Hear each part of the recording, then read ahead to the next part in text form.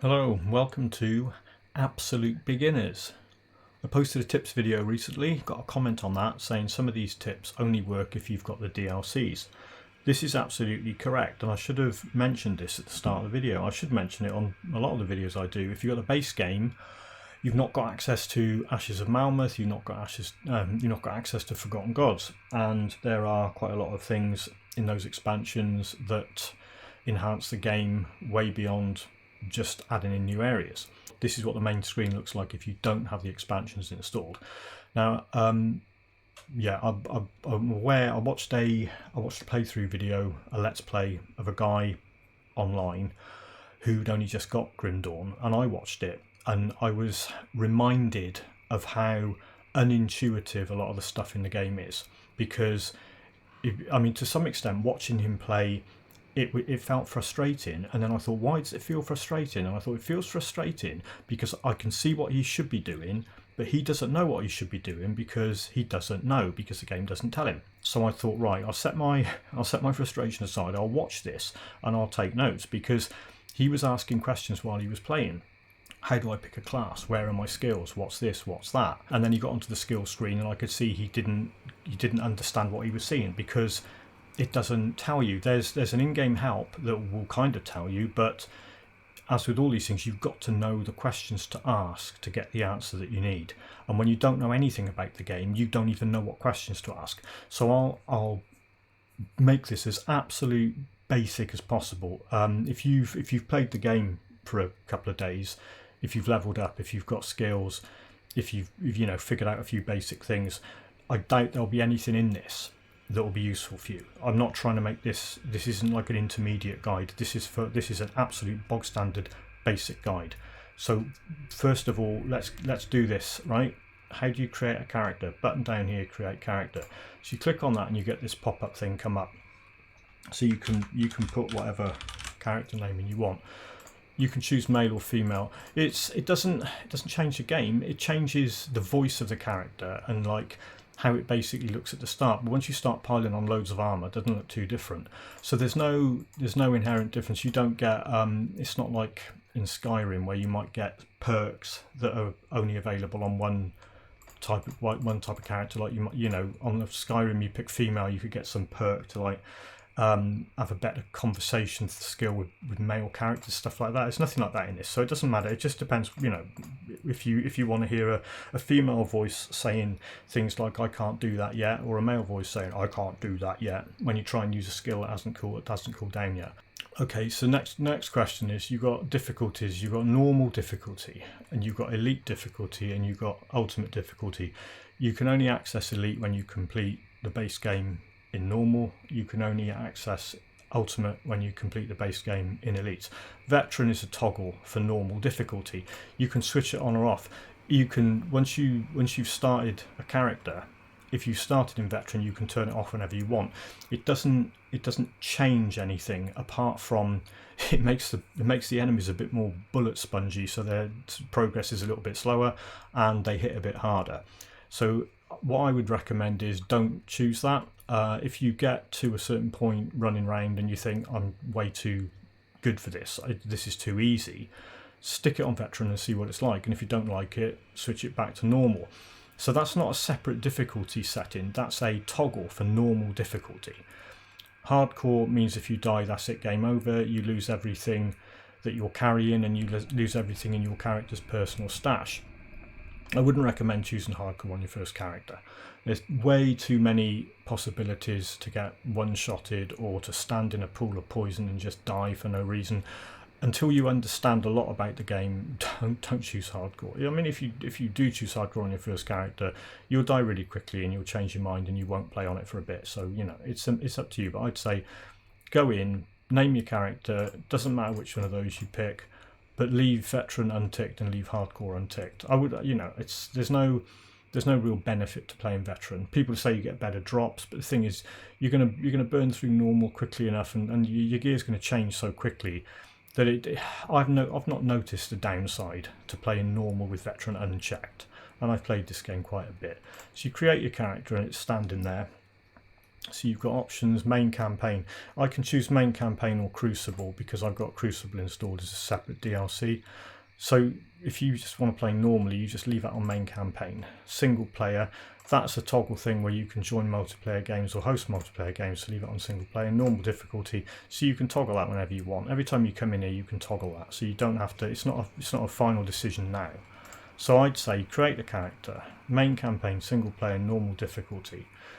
Options, on the gameplay option, there's a thing called auto loot materials. I believe by default that is off. I'd leave that off, go in, run around, watch materials drop in and pick them up yourself. And when you get bored picking them up, come to the options menu and turn that on. Then when you run past materials, you'll auto loot them off the ground. But you know, to start with, leave that off so you can actually see the stuff drop and it's not magically appearing in your inventory and you're thinking, where did that come from? Other stuff on there, I mean, I've got cloud saving turned off. It's up to you. I think that's on by default. I turned it off because I'd like to control save games, so I can do stuff like this. I can rename the save folder and start fresh. For now, if you know, maybe just leave that on. It's entirely up to you. It changes whether stuff gets saved as well, but if you don't mess about with it, you haven't got to worry about it. The other thing, you can rebind keys. Again, play the game with the default settings until you get to the point where you think, God, I wish there was a different key for this, and then go on here and change it. That should be pretty self-explanatory. You can go on here and click on that and it will say press the key to bind whatever, and you can change it. Experiment with this. Deferred rendering I've got on increases rendering speed at the cost of using additional graphics memory. If you've got a pretty decent machine, you can turn that on.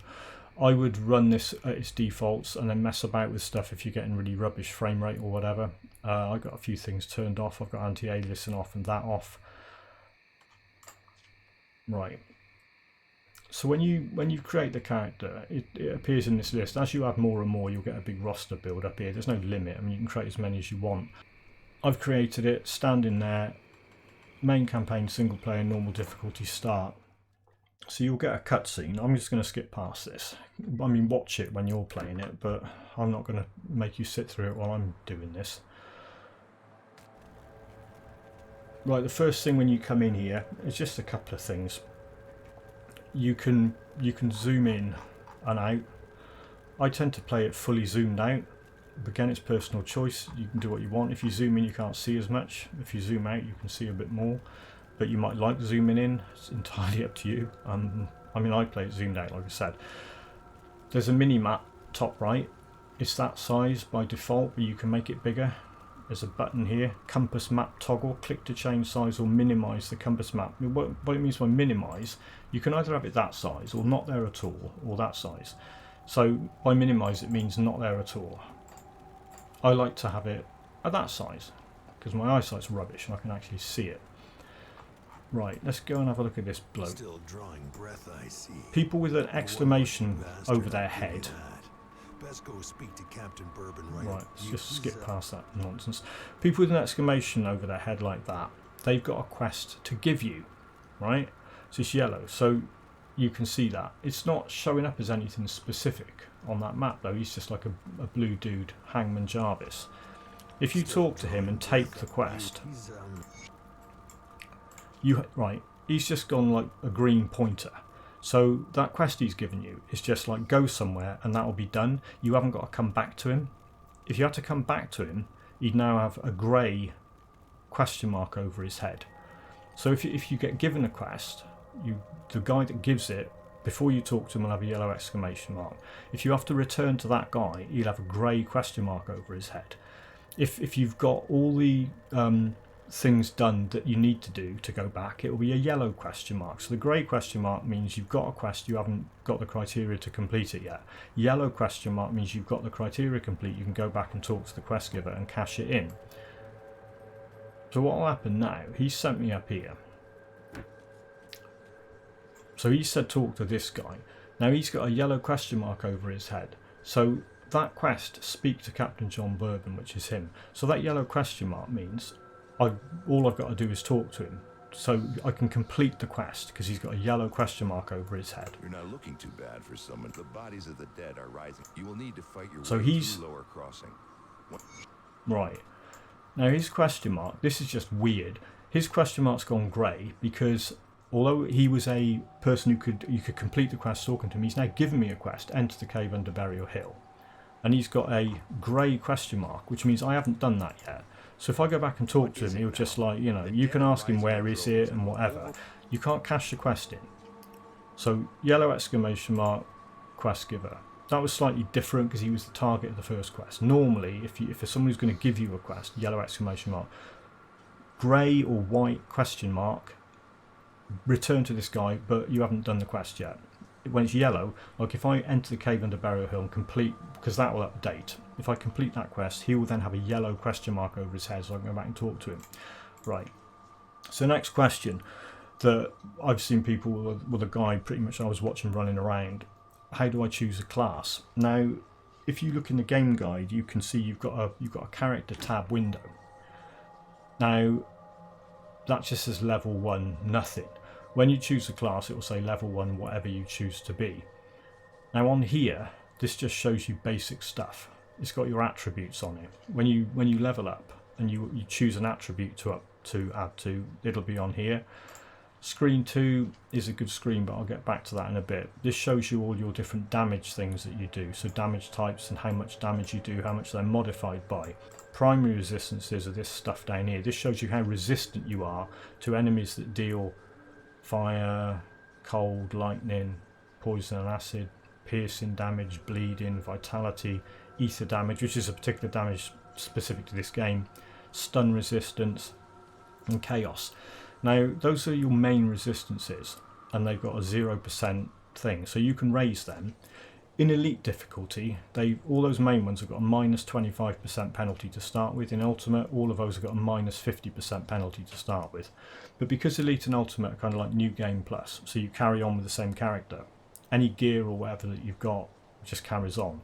So what you'll find is you shouldn't be going into elite and finding suddenly these are all a minus 25 because you'd have picked up gear and added skills that have buffed a load of these things up. Anyway, it's getting a little bit ahead. So at the moment, there's a skill window. There it is. See, that's character. That's a skill window. It's greyed out at the moment. You can't go onto the skills window at all because you can't choose a class until you level up to level 2. So if you didn't know that, then you'd be thinking, how do I choose a class? What is going on here? You've got to actually get to level 2 before you can choose any skills, because you have to get a class and then you use the skills that belong to that class. So the way to level up is run out of this gateway and start hitting things. Bodies that highlight purple when you hover over them, and it's a good idea to like look around and see are there anything that's like highlighted purple on the ground like that is a clickable thing that's probably got loot on it. So that's dropped that. So you click on that and you can pick it up. If you can either do C to open that, or I for it, see, inventory and characters the same tab, so C and I do the same thing for me anyway. So I've now got a gun, and I look at that. Now that's saying it's doing more damage per second if equipped. Right at the start of the game, that's kind of important. Once you progress further on and you're using skills and whatever, the damage per second might become a heck of a lot less important. But to start with, if you see something that's got like a green plus on it, it means it's doing more damage than the thing you're carrying. And generally, this rubbish weapon they give you at the start of the game, swap that as soon as you can. Now, if you have a look at the loot filter, I won't talk about this. I'm just going to show you one. Common is white items. Magic is yellow. Rare is green. Monster infrequent is a different type of green, only drops from specific creatures. Epic is blue, legendary is purple. Sets, you really only get sets of, you'll get epic sets and legendary sets. You won't get any other sets, but you won't get set items dropping for a bit. So those are the qualities of items. So what I've got there, I've got, given this common stuff to start with, I've now got that magic.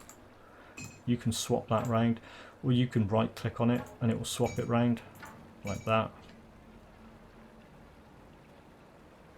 Now down here you've got left mouse button, right mouse button. At the moment the default is nothing in the right mouse button and a weapon attack in the left. You can also move with that. So you move around with it, and if you then end up aiming at somebody, you'll shoot without really having to do anything else. So if you think that sounds like, you know, the way you want to play, where you run around and then as soon as you see something that you can shoot at or hit, you'll attack, then do that. The other way of doing it, you can change that to just move, so you will just move and doesn't shoot, see? And you can put attack on the right mouse button, so you can run around and only shoot at stuff or hit stuff when you choose to.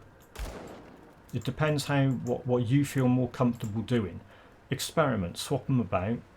You can put fewer things on the left mouse button than on the right mouse button. You can put all sorts on the right mouse button, skills, healing, whatever. And you can only really put move and weapon attack or pet attack on the left. I haven't got any pets, but that's still there as an option. I mean, I tend to do that. I'll tend to do left for move. So what it means is if you get into a crowd of enemies and you want to get away, you can just click and run away. You won't try and fight them. So I'll show you what I mean by that. When these come out of the ground, I don't want to fight them, I just want to run through the group. So I've got, because that's just move and not attack, she'll just run through without trying to engage them. There you go. All that fighting was then fighting that insect that came in there. Oh, the other thing, yeah. The only thing it will auto shoot at, if you've got a box or something that can be broken to be searched, and you hover over that, she will automatically shoot at that. I'll just show you. See that door there? So that's the left mouse button. So she's shooting that. But these things, she's not shooting at these animals. She'll just run past them. If I want to shoot them, I'll right mouse button it. Right. Tonic of Mending. Okay. So that's one of these things. That's a health potion. You'll pick loads of these up and they'll stack. They default to button 9 and 0, but you can bind them to other stuff. I think there's a secondary key. R seems to be. I'll just press R. Oh, she's not taking any damage, so I can't drink a health potion. So you can't accidentally spam health. If you've got full health, you can't spam health potions by mistake. Now let me just take some damage and I'll just show you something about health and recovery and whatever. Right, hit me. Come on, zombies.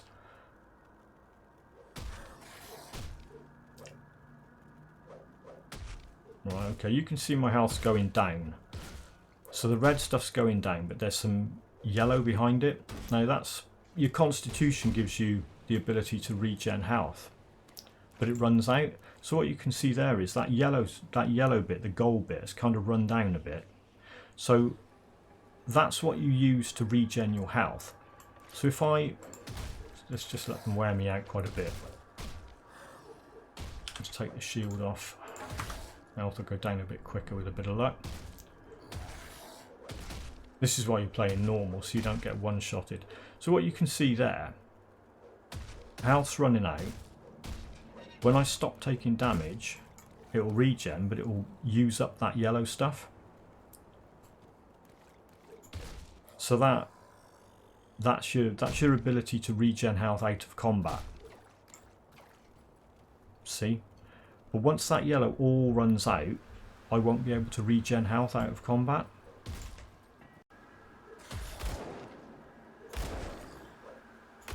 I'll just finish these off. Now, the only way that you can replenish that gold stuff, that constitution buff, the health regen thing, is by picking up like instant consumable things, food, rations and similar items that you'll find by breaking stuff and exploring. Now, unlike the Tonic of Mending, because if I drink one of those, which it won't let me do, right, it won't let me do it because I got full health. That will not replenish that health regen ability, that gold stuff there. But I'll go in here and I'll try and find, you can smash all sorts of things. Bookcases, not all bookcases, not that one. Where's the book? I'm sure there's bookcases you can break. Hang on, there's a body to search. Let's see if that's got a food ration on it. No. but it did have a component, which is always a good thing. Right, I'll quickly mention this. Components drop all over the place. There's loads of different types. Let's get away from these zombies a minute. They're going to interrupt my... Right, so you'll get a component drop. You read what it says. Used in all weapons, shields and caster offhands. And you can see from that one, that will add... Oh, he didn't die. Okay, go away. That will add lightning damage to your weapon attack. Where it's adding a flat damage, it will only add that to weapon attack. It won't add it to anything else, right? But that plus 12% lightning damage, if you did lightning damage from any source, whether it was a weapon attack or a skill, that lightning damage will be buffed by 12%. Now it also does a damage conversion. At the start of the game when you're running round, because you're not using anything that buffs a particular damage type, having some damage converted to another damage type doesn't really make a lot of difference. In this case, if you were doing physical damage and lightning damage, I think that gun does physical, doesn't it? Yeah. So that gun does physical damage. What will happen is 10% of the physical damage that gun does will be converted to lightning damage before the plus 12% lightning damage buff was added. So it would actually make a difference. It would actually make that gun hit a bit harder. If you see a damage conversion, any damage conversion is done before a buff is applied. So if you had a buff to physical damage and then you converted 10% physical to lightning, that buff to physical damage wouldn't be buffing the lightning damage. If you get a physical damage converted to lightning damage and then you've got a lightning damage buff, that will buff that converted damage. That's as confusing as hell, but I had to talk about it because that component dropped. It's also got a granted skill. When I get to level 5, I will show you how that works. Once you add that component onto your weapon, you will have that skill. It's not a class skill, it is a skill granted by having that component on your weapon, but we'll get back to that in a bit when I get to level 5. What I'm doing at the moment is trying to find something that will restore that gold, so we have to explore for this. Is there anything in here? Not really. Oh, hang on a minute, there's a... right, that barrel thing there might have it in.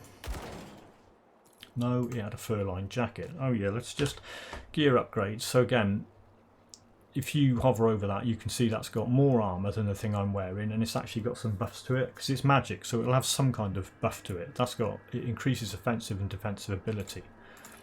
So that's a good time to talk about offensive and defensive ability. These are listed down here. If you hover over offensive ability, that increases your chance to hit and your chance to crit on any weapon attack, skill attack, anything.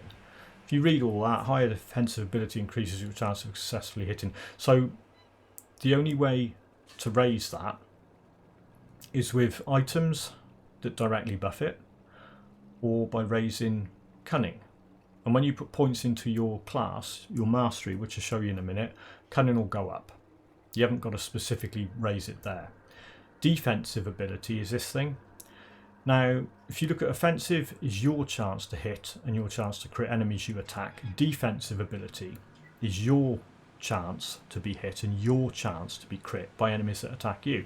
And that will show you the last thing that you were attacked by and what chance it had to hit you and what chance it had to crit you. Defensive ability. Again, you can have items that buff it, or the only other way to raise it with attributes is with physique. Physique doesn't buff any damage types, it only buffs your defensive ability. Cunning will buff physical attacks, so physical attacks, piercing attacks. Spirit does all the other stuff, magic attacks, vitality attacks, chaos attacks, poison and acid attacks, they're all buffed by spirit. Right, let's get back to the searching. Still trying to find that thing to give me my gold health regen points back. Now there's some boxes, there might be some in there. No. Let's have a look in this house. I'll shoot that door a couple of times. Shoot the zombie. I've leveled up. Right, we'll deal with that in a minute. I'm still trying to find... oh, actually, right, okay. So as well as finding something to recharge that. If you level up, it will recharge everything. It will recharge your energy to max. If you were low on energy, it will recharge your health, and it will recharge your health regen. So we'll have to come back to looking for food and stuff. Now I'm level 2. Let's go back to town. Now to go back to town, you've got this ability right from the start of the game. As soon as you leave Devil's Crossing, you can, on this it's the L key, you can create a rift, which is that thing I just created that, or you can click that button. That button will create one. Or the best way to do this and get into the habit of doing this, get the map up, change from local map to world map. Anywhere where there's a rift, this is showing you where all the others are that you haven't opened yet. You've got to reach the rift gates to open them up, and then they're your fast travel waypoints around the world. So get the map up, change from local map to world map, click where you want to go, and you'll go straight there without putting your own rift down. But what it will do is it will leave a rift behind so you can go back. There you go. And you can see it on the map. You can see that red dot. It's kind of approximate. It puts it in the same area on the map as where the rift is, but it's where I came from. And I can go back there like that. And it's not a one-use thing, it's still there. So you can either click on that to travel, and it will say where do you want to go, or you can get your map up again and go back like that. Right, so what I'll do, we'll talk about leveling up. So the whole thing about what class, what skills and all that, when you hit level 2, if you click on that level up button, it will give you this list of well, they call them Masteries. I mean, these are the classes in the game. Grim Dawn calls them Masteries. But down here you can see that skill button that wasn't there before is now there. That gets the same effect. That'll bring that up as well. The other thing that's flashing is the character window, and I've now got an attribute point to spend. Right, let's deal with this in a minute. First of all, what we'll talk about is the difference between the base game Masteries and the expansion pack Masteries. So that's what it looks like in the base game. You've got 1, 2, 3, 4, 5, 6 of them. Soldier, Demolitionist, Occultist, Nightblade, Arcanist and Shaman. Plenty of choice. So the base game gives you plenty of choice. The only thing you're missing is you're missing the 2 that come with Ashes of Malmouth and the one that comes with Forgotten Gods. So what I'll do, before I do any leveling up, I'll show you those now. Okay, so I snap my fingers like that, and I've got the Ashes of Malmouth DLC installed. So if you've got Ashes of Malmouth DLC installed, that looks a bit prettier now. Plus you've got these 2. You've got Inquisitor and Necromancer added on. So you've got the original 6, plus that, Inquisitor and Necromancer. Right, so let's have a look and see what you get if you've also got Forgotten Gods installed. Got to do something slightly different for this. I've got to do 2 finger clicks, and I've got Forgotten Gods installed. Right, so if you've got Forgotten Gods installed, you've got the original 6 from the base game. There's the 2 from Ashes of Malmouth, because that's still installed, and there's Oathkeeper, which is the class you get, the mastery you get with Forgotten Gods. Right, first things first. So you assign your attribute points on a different screen. The skills are a separate thing, the masteries are a separate thing. This is what I would recommend, and this is what pretty much everybody who recommends where do you put attribute points in Grim Dawn, pretty much for the whole of normal, unless you come up against some brick wall restrictions stopping you equipping an item because you haven't got enough points in Cunning or Spirit, put all your attribute points when you level up into Physique, right? Because you need to get your defensive ability constantly going up and up, because you do not want to be getting critically hit by enemies. If you start getting critically hit by enemies, you're going to die really quickly. So you want that defensive ability as high as you can get it, most of the time, all the time, as you go through the game. I'd say for the whole of normal, or you hit level 60, whichever comes first, constantly pump level up points into Physique. It might sound boring, you might think, well, I'm going to have more fun putting them into Cunning or Spirit, and you know, if you want to create glass cannon characters, go ahead, but it doesn't matter how strong your cunning and spirit are, they don't raise defensive ability. And you will notice if that's low and you start getting critically hit on a regular basis that you will be dying quite a lot. So that's what I'd say, and that's what pretty much everyone else says. Every level up, at least until the end of normal, level 60, 70. I mean, I've done this, and I've put pretty much every point into physique for the whole up to level 100. So yeah, I can't overstress that enough. Level up, put points into physique. So that's the screen where you put your attribute points in. Let's pick a class. Now, you know, another question would be, what's the best class to play as a beginner? You get to pick a class at level 2. You get to pick a second class, that goes over here, at level 10. Now, some of these classes are extremely good on their own. I've done a soldier class and not picked a second class, and because, you know, I focused on a particular style of play, a particular damage type. He used a two-handed weapon. It was strong, tanky strong, survivability strong, and it also did enough damage that the gameplay wasn't painfully slow. I've tried a pure demolitionist, and that is a real glass cannon build, and you might find that a bit too frustrating. Occultist is, yeah, potentially okay on its own. I get so much fun out of using that as a support class for loads of other masteries that I wouldn't recommend that.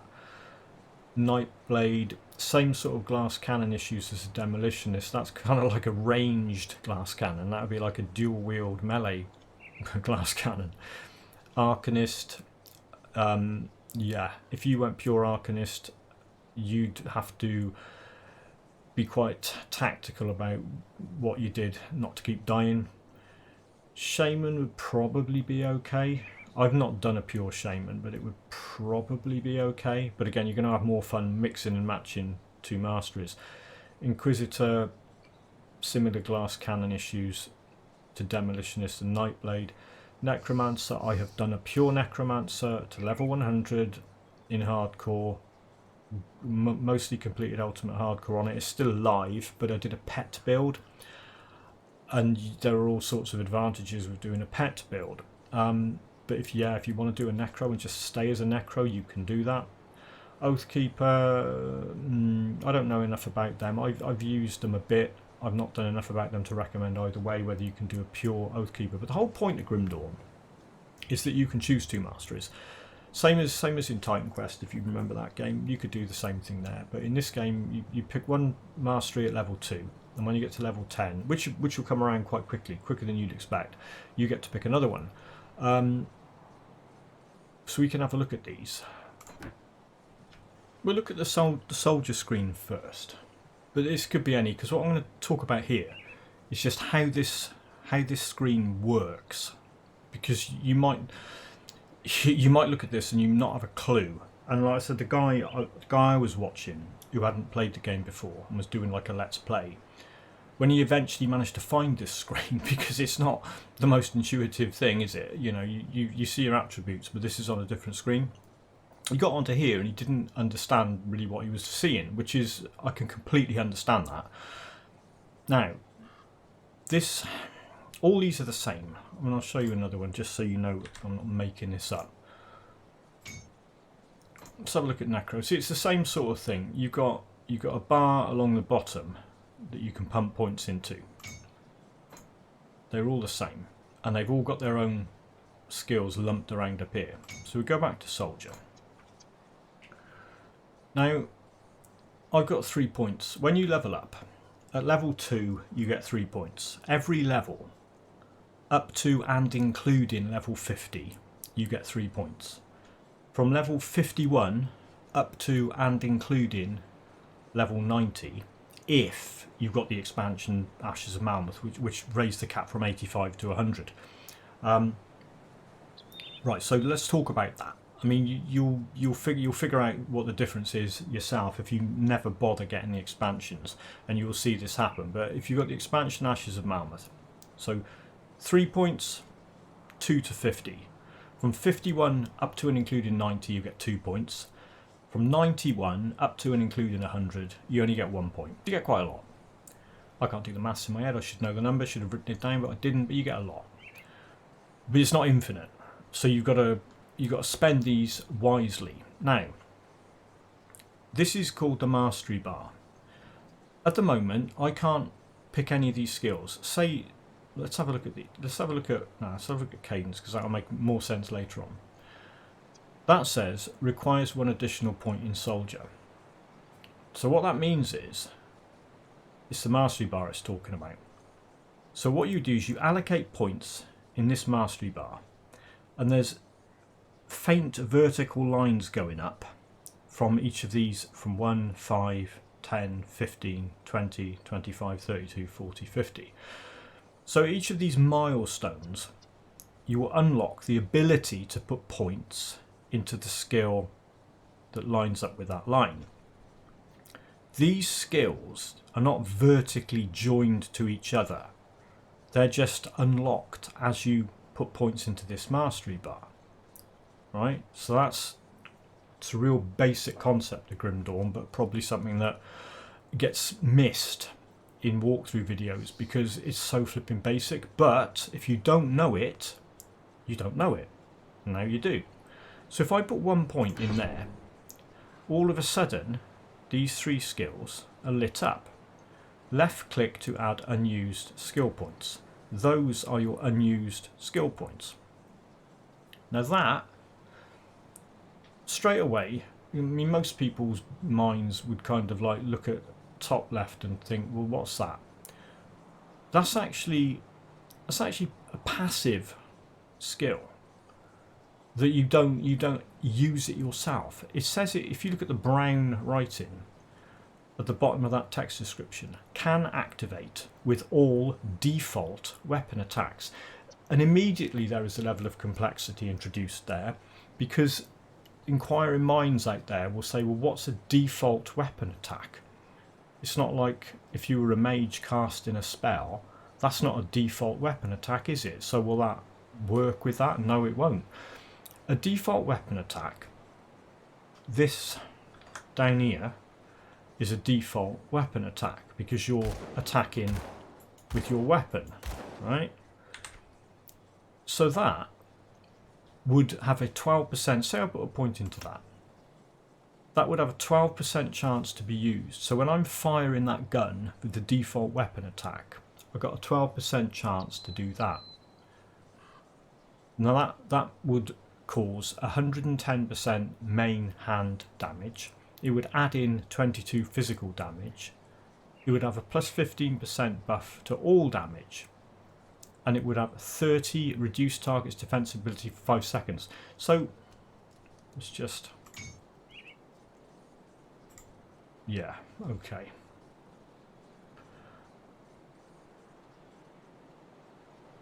Right. Okay, I quickly created another character to undo the mess that I made. So let's just go back to putting a point into physique and getting this list of classes up. So what I was talking about, when you go in here, I'm not going to allocate any points. So we've already learned that. If you put points into the, let's just see, right, yeah, you can't, yeah, you can. So if you just put points in the mastery bar and then undo them, you've still got the undo class option. I'm not going to make that mistake again. Right, so I've still got the option to undo the class. So let's talk about, so that activates on default weapon attacks, that's your shooting. Now, soldier has got what is called a default attack replacer, cadence. If you look at that, when used as your default weapon attack, cadence will magnify the power of every third single weapon strike. There are only a few classes that have got default attack replacers, they haven't all got them. So if you want to rely on stuff like that and this, that get triggered by default weapon attacks, you need to be using either your weapon on its own, which is, you need something better than that really, or a default weapon attack replacer, which is still a default weapon attack, and it will still trigger these things. There's another attack here, Force Wave.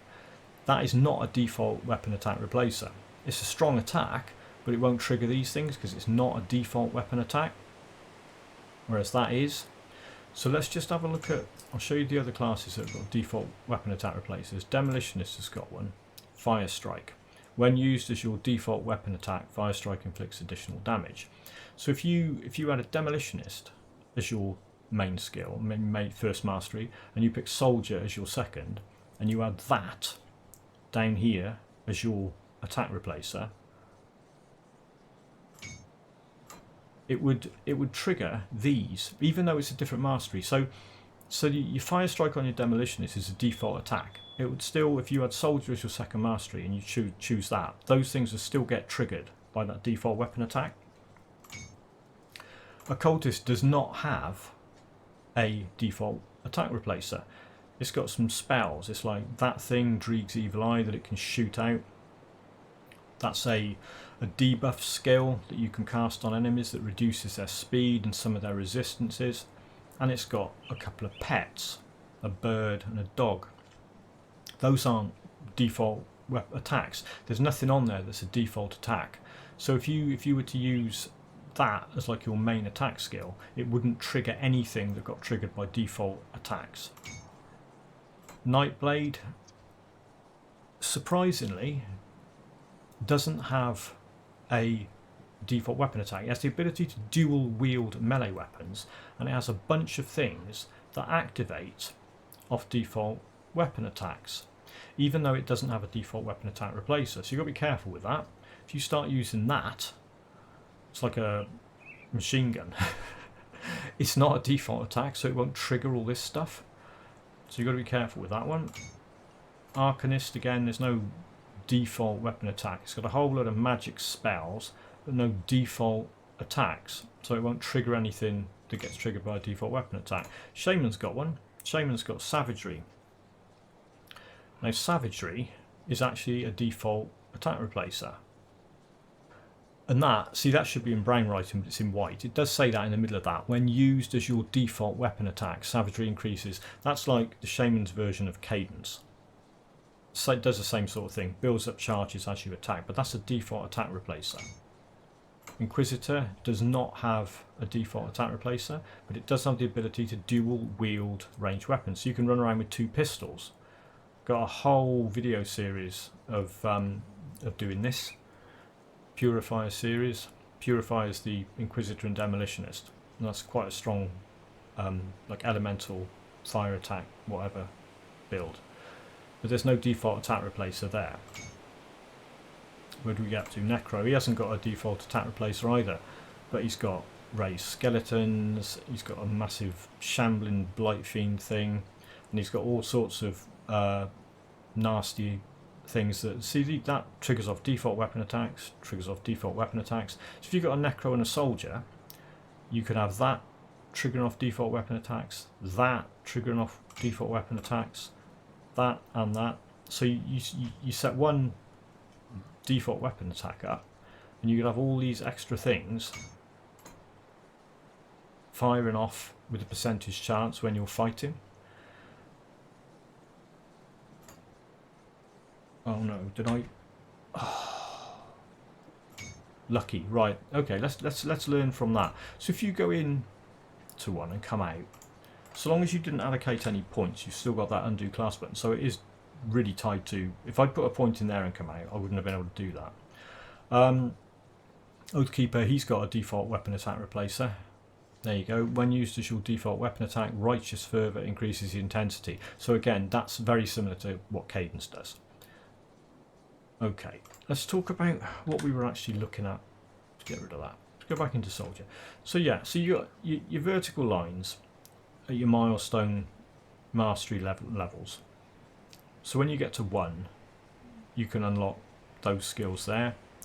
When you get to 5, you got more. Now, like I was saying, the stuff in these vertical lines, they're not linked. They're just unlocked when you reach that point. I'm going to have to put some points in something now to show you what's going on with this. So let's pick a class. Let's pick something that makes sense. What would you like to see? What would I say? Well, again, I can't recommend. I can't say this is a really good mastery to choose as your first character, because they've all got they're all got good points and not so good points, and if you say, well, what two work well together, loads of different ones. I mean, a really strong character that quite a lot of people recommend for first play is a soldier and a shaman.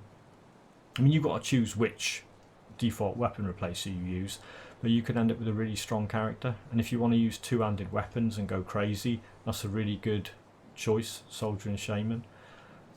My videos recently that I've put out with Demolitionist and Inquisitor, and that's a pistol build, but you don't have to go with pistols, you can do other stuff with it. So let's, instead of me choosing, let's just go for the top one because it's at the top. And if you wanted to stick with soldier for as long as possible without choosing a second mastery, it is pretty strong, you can do that. So let's put a point in that, and let's put a point in cadence. Okay, so what you can see here, that's now got, that is lit up green. Now this fighting form, if you didn't put a point in cadence and you put all these points up to 15, you couldn't choose that, because that adds damage and all sorts of other things into cadence, as does that deadly momentum. They're on the same line. They add stuff into cadence. So they're kind of like passive nodes that belong to cadence. Other stuff is on its own. That's on its own. As is that. As is that, and this, and this, and that. Those two are linked. That node is part of that skill. That node is part of that skill. That node is part of that skill. Now these funny little things that come off on like diagonal lines, they do specific things to the skill. So cadence, if you hover over that one, that says elemental damage, total damage modified, physical damage converted to elemental damage. So if you were a soldier with, like, say, a demolitionist or an arcanist that does a lot of elemental damage as your second mastery, doing fire damage and whatever else, you could change that. So if you picked up a sword that did fire damage, or a mace that did lightning damage, or whatever, you could change that node. Would change what this was doing. It would change the damage type, but that's kind of an advanced concept. To start with, what you want to do with this is put a load of points into it and get it quite high, while simultaneously moving this up. So you concentrate on one attack skill, rather than when you get to 5 thinking, I'm going to stick points in like all this stuff, and I'm going to grab all these. So by the time you get up to 10, you'll level God knows what. You've got a load of points scattered about, but you haven't. Every time you put points in that, you'll get physique, cunning, spirit, health, and energy, and they're all really useful. So what you don't want to be sort of stuck here with loads and loads of points in that, and loads of points in that, because you'll find then that you won't be able to equip stuff. You won't have enough physique to put strong armor on. You won't have enough, say, I don't know, cunning to use particular weapons, and you'll just be weak. So when you're leveling up, right? So I'm a soldier now. I don't look any different, but I'm a soldier. And what I've got down here, I've now got the option to put cadence as that attack skill. Actually, let's go back to what I had on before I had to create a new character. There you go. So I'm running around with that, and I've got cadence on there. So cadence is now, I'm shooting, but what you'll notice when I hit things is, there you go, cadence has appeared. It appears above that health bar as an attack buff. So if I attack a whole bunch of these, there it is. But it only lasts for a short amount of time. But while you're fighting, it's, there you go. There you go, it's back. It's the third attack. The third attack triggers it. There you go. 1, 2, 2. And it will come up on this third attack. 3. There it is. So then while it's active, you've got like, you do more damage.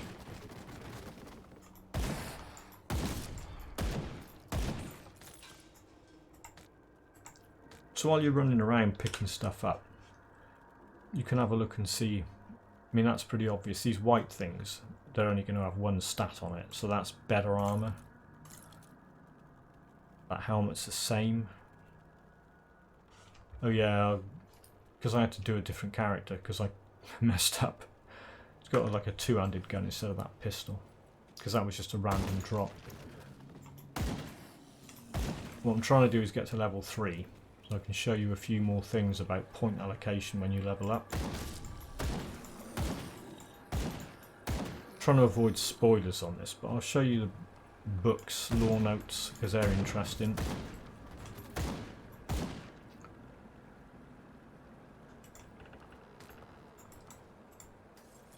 Here's one in here. When you see one of these purple things like a lectern, like I said about the purple bodies, that, you know, when you hover over anything purple, you can search and get stuff out of. Sometimes nothing. That lectern, you'll get a book out of it. Harbour Master's log. Now these things are known as lore notes. Now they're not quest rewards, they're not anything really. They're just means of getting XP and also finding out a bit of lore about the world. So if you right click on that, what you'll notice down here is I'll probably level up. There you go.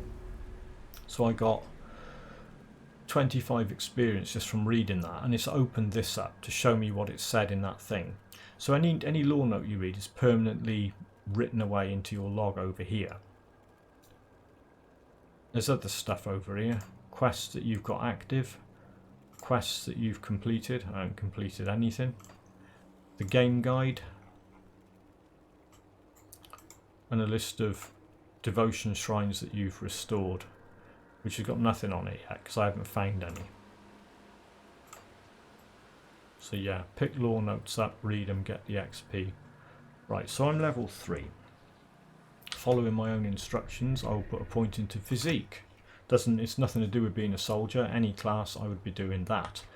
Then I get the skill window back up, and there's my 3 points I got for reaching level 3. So I'd recommend here, either put 1 or 2 in that, and 1 or 2 in that. It depends.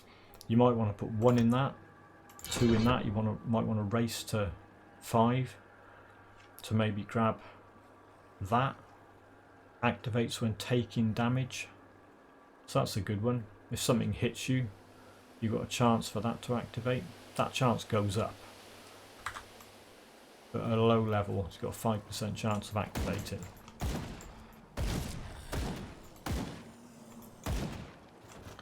That thing, you can't shoot that. You have to click on it to open it.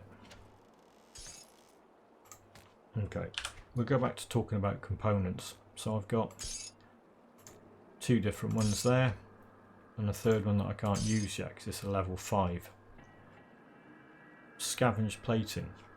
Used in all armour. It'll add armour to the thing that you're wearing. Used in shields, caster off hands, rings, head and chest armour. That'll give you bonus physique, cunning and spirit if you think you're lagging behind on any of those things. That'll add poison damage to your attack, and it will give you a skill. Poison bomb. We get to level 5 and I can demonstrate that.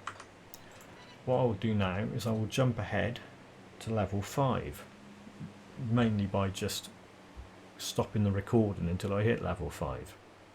Okay, I'm almost level 5, still running around lower crossing shooting things. Should be level 5 any second.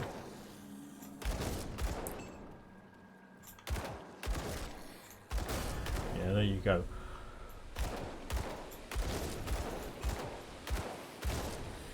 So what I did when I got to level 4, I just left it. I didn't put any points in anything, so I can show you it all in one go. So there's my level 4 and 5 attribute points into physique. And there's my 6 points. I had 3 at level 4, 3 at level 5. So what you can do here,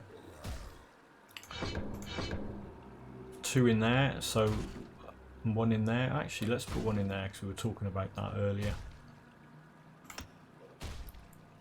And then 2 in there, 1 in there.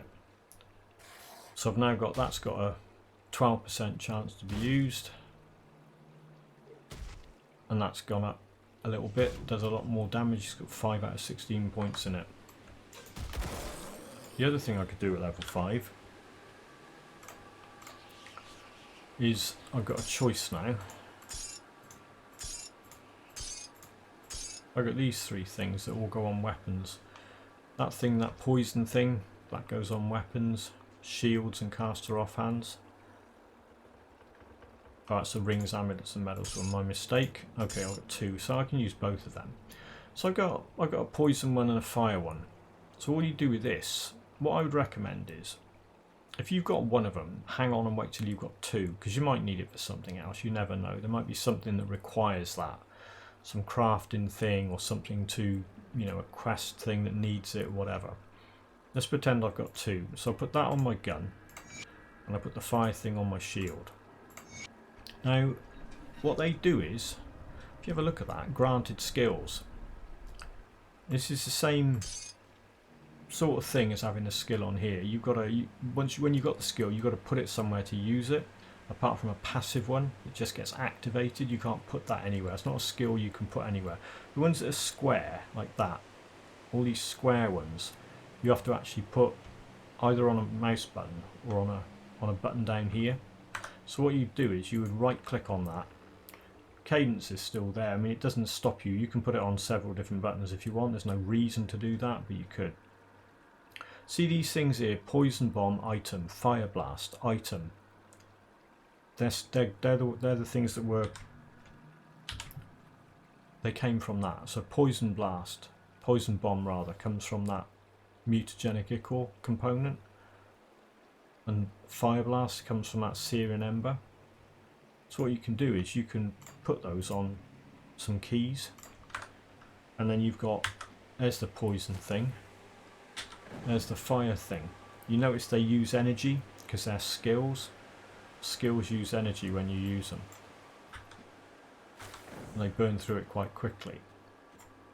Always search stumps. There's another polished emerald.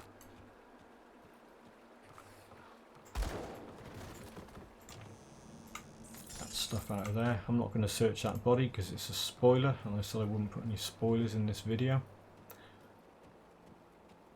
I'll just show you attacking things with these skills now. Watch him with the poison bomblet. Have some of that, and then we'll take these idiots out with the fire blast thing. There you go. That's not from the poison bomb, that's from the insects died and left that on the floor. That's also a spoiler. I'm not going to click on that.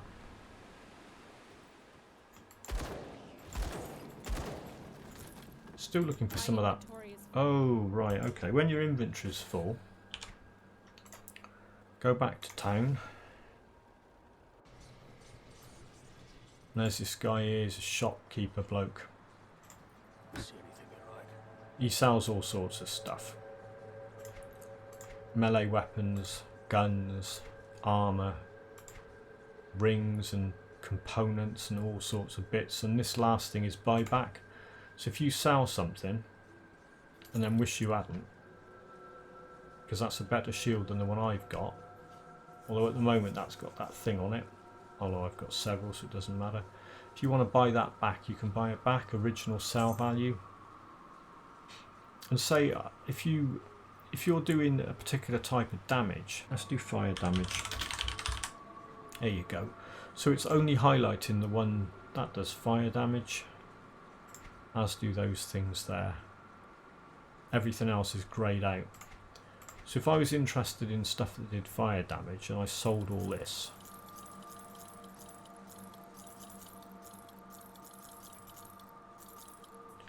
nothing does fire damage, but there you go. If you put health in there, that gives me health plus 8% and health regen. If you're only interested in health regen, same thing. It's a text search that searches through the text of the tooltip. So get used to doing that. I won't bother buying any of that back.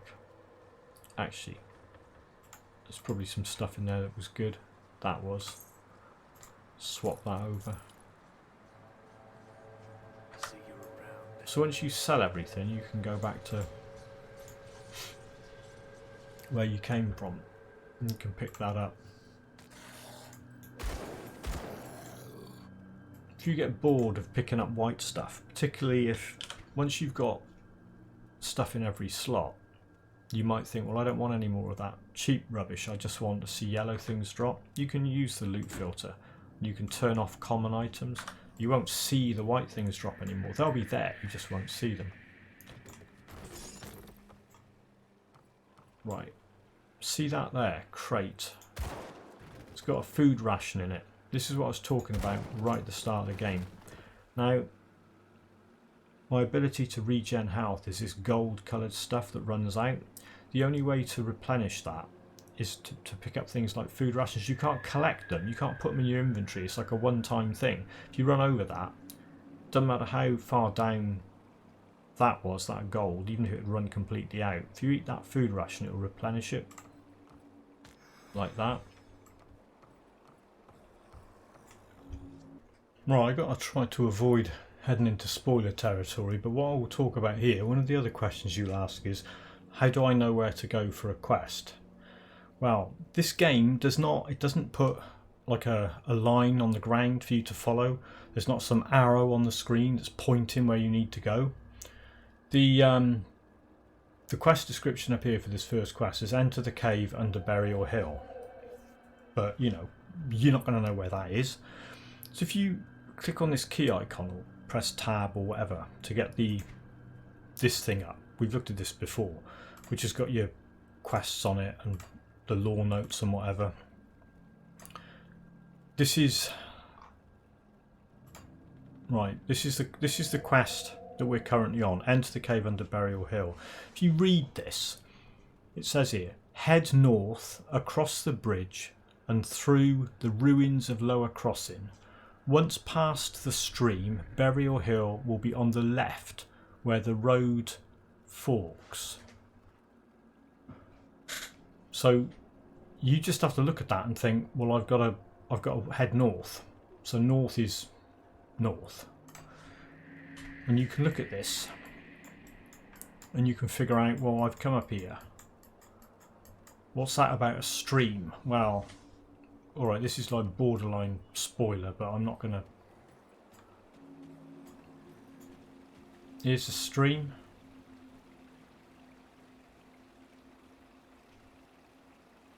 I'm not going to go any further because I did promise I wouldn't put any spoilers in this. But so you read what the quest says. This is bizarre for a game in 2022, but remember, this is not a new game. It was it's been out quite a while, and it was based on the engine of a game that was out in 2006, 2007, and they've never added in anything to put pointers on the ground or whatever to tell you where to go.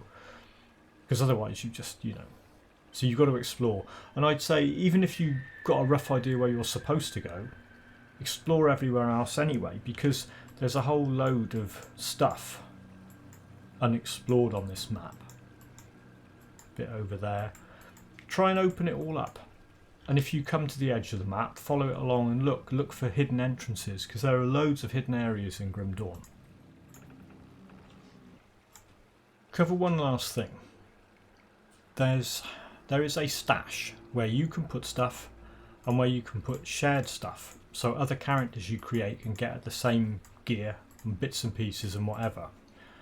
But if you go back to Devil's Crossing, it doesn't matter at this point how much you look around, you will not find it, because it's on the other side of this gate. It's in there, your stash, along with a bunch of other stuff. There's a guy that sells stuff specific to the Devil's Crossing faction, and there's a quest giver, there's the NPC that lets you reset skill points and devotion points. To get in there you've got to talk to this guy, but what he will tell you, I can't let you enter, you'll need to be cleared by the captain. Right, this is the captain, this guy. When you complete that first quest, that gate will open and you'll be able to get in there. What I'll do now, I mean there's... Okay, There is another quest you can do, but you've got to travel even further and you can get the gate to open. If the simplest way to do it is to complete this first quest, and you can get in there and get your stash. What I'll do now is I'll turn the recording off. I'll get to that point so I don't do any spoilers for the first quest, and I'll just show you where the stash is on the other side of that gate. Bear with me for a few seconds while I complete this quest, and I'll be straight back. Okay, I've completed the main quest. I'm level 6. I didn't put the points in, I'll show you that now. I'll put a point into physique, stick 2 points in that, 1 point in that. So that's leveling up nicely, and my mastery bar's going up, so I'm getting plenty of physique, cunning, spirit, energy and health points as I level that up. I mean, that's one good recommendation I'd give you. Just pick one main attack skill. Later on you can start paying attention to the type of damage it's doing, making sure you get gear and other things that specifically buff the type of damage you're doing. Right, so he's now, I've completed a quest, return to Captain John Bourbon, and he's got a yellow question mark because I've completed the quest that I have to do.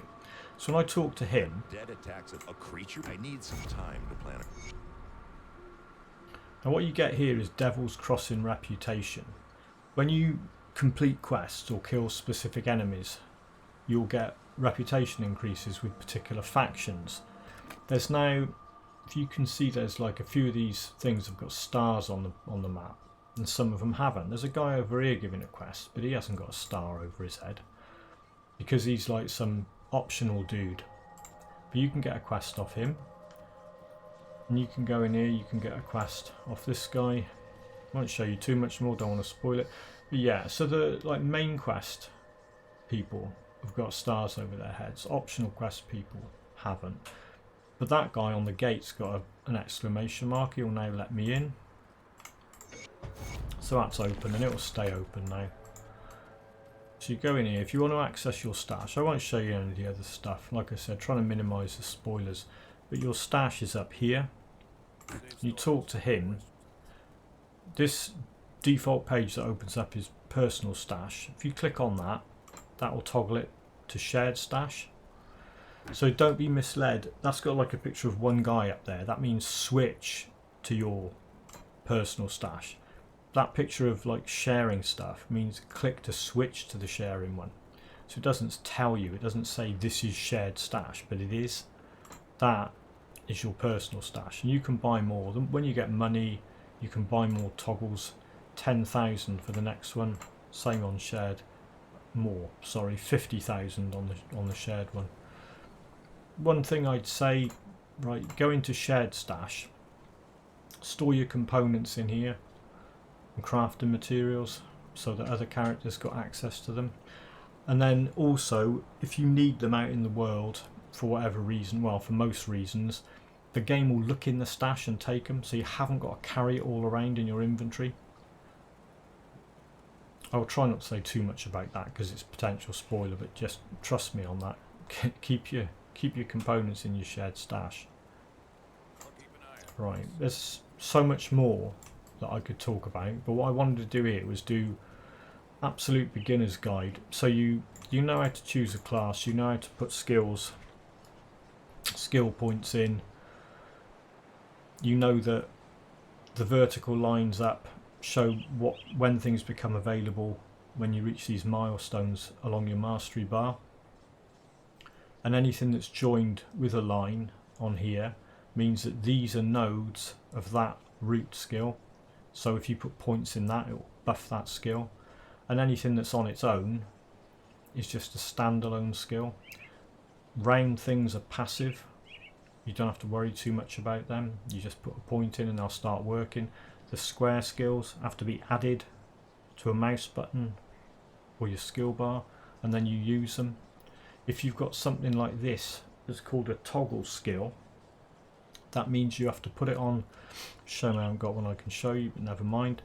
If you've got a toggle skill, you put it on here and then you click on it to activate it, and you'll see an icon appear above your health bar to show that that toggle skill is activated. So example toggle skills is that and that. This ability must be toggled to maintain its effect. Doesn't tell you how to do it. So you put a point in it You add it to this bar, then you click on it or click the number, and then when it's toggled on you'll see it above that bar there. Right, I don't want to say anything else. That'll do now for an absolute beginner's guide. That should get you going. That'll get you running around, putting points in skills, shooting things, doing whatever. If you think you need a part 2 of this, I've got a whole load of videos that probably cover the spoilery intermediate part 2 stuff. I'll put a few links in the description, but for now hopefully that will get you going. Thanks very much for watching that video, and I'll catch you all in the next one.